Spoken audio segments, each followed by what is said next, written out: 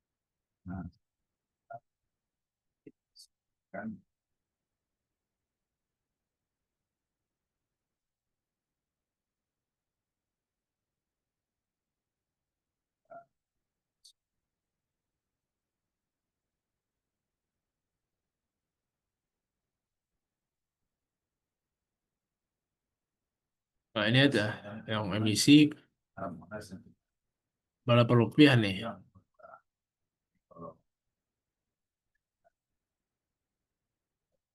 Nah, sehingga dari sini pulang berapa gitu kan yang harus dibayarkan supaya bisa menurunkan emisi ini kan bertambah dan minus ya.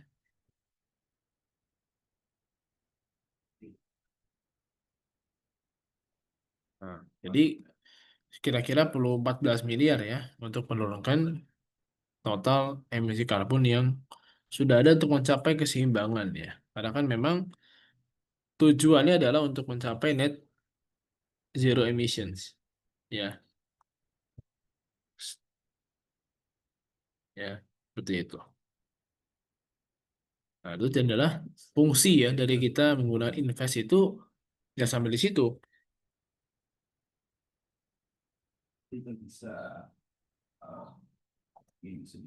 Cek cek.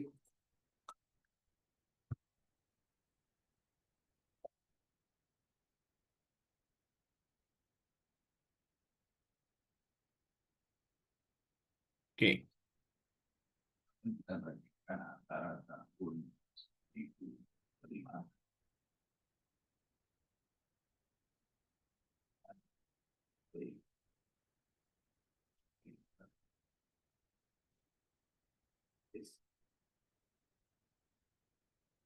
Ya baik.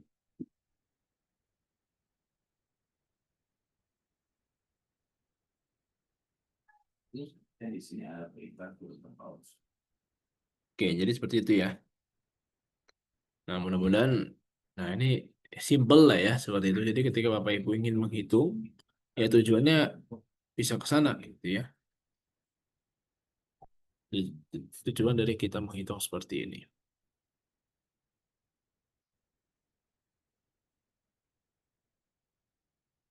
Oke, silakan Anda tanyakan dulu.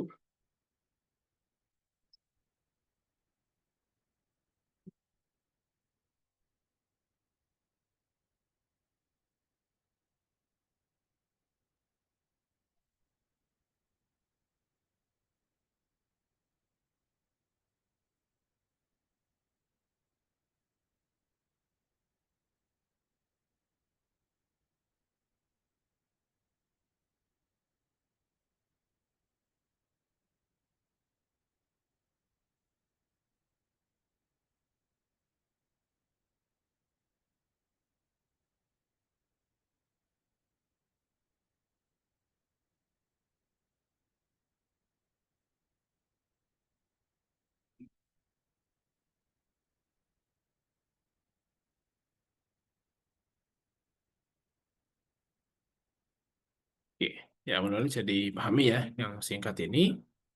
Nanti insya Allah rekamannya segera dibagikan. Saya ucapkan terima kasih atas partisipasinya.